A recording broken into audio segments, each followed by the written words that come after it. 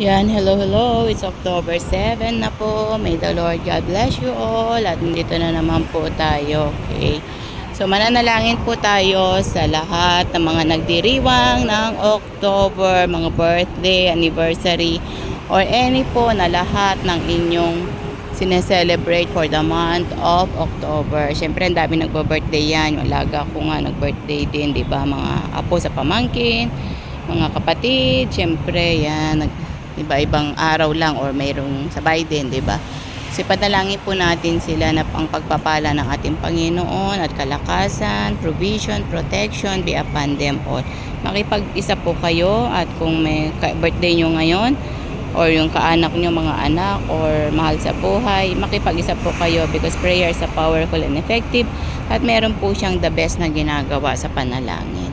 So Lord God, salamat po sa umagang kay Kanda. Salamat Panginoon na meron kaming time upang manalangin sa mga may nagse-celebrate ng kaarawan ngayong month of October, O Lord. Pagpalain mong bawat isa, O Lord God. Bigyan mo pa ng mahabang buhay, good health, O Lord. Provision, Panginoon, at nawa na maramdaman nila ang pagpapala mo, O Lord God. At ingatan mo sila saan man sila naroon, O Lord. Yung mga may sakit ngayon, pagalingin mo sila in the name of Jesus. Yung mga nanghihina, palakasin mo po sila, O Lord, at bigyan ng kalakasan, body, soul, and spirit. At patuloy na gumalaw ka, Panginoon, sa bawat isa, O Lord God.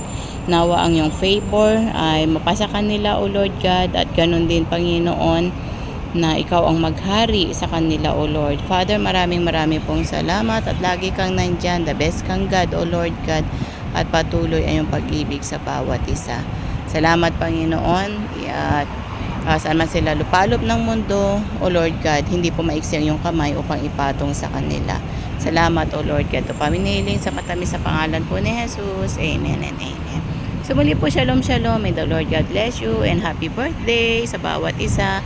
Happy anniversary or any occasion. God bless you all. Bye.